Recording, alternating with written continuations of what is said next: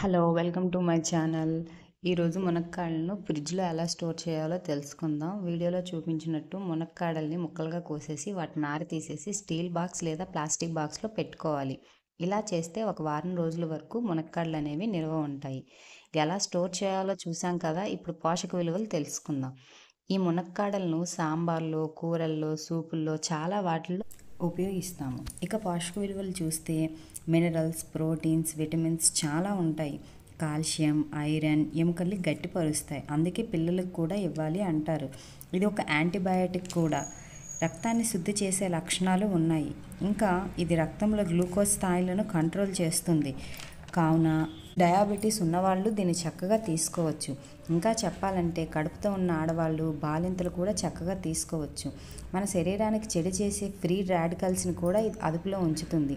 Vitamin A, vitamin బి1, vitamin బి2, vitamin బి3, vitamin బి5, vitamin B6, vitamin బి9, vitamin C, calcium, iron, magnesium, manganese, potassium, sodium, zinc వంటి పోషకాలు ఉన్నాయి. ఇందులో ఉండే thiamine, riboflavin, నియాసిస్, B12, B వంటి nutrients digestion system పనితీరుకు సహాయపడుతుంది. ఇంకా చెప్పాలంటే ఇందులో ఉండే డైటరీ ఫైబర్ ప్రేగు ఆరోగ్యాన్ని పెంచి గట్ హెల్త్కి సహాయపడుతుంది. నాకున్న అవగాహనతో ఈ వీడియోని మీకోసం షేర్ చేస్తున్నాను. ఇంత మేలు చేసే మునక్కాడని మనం నిత్యం తినే భోజనంలో ఒక భాగంగా చేసుకుందాం. ఎప్పుడు తినేవాళ్ళైతే అదే పద్ధతిని పాటిద్దాం. ఆరోగ్యంగా ఉందాం. Thank you. Please subscribe my channel.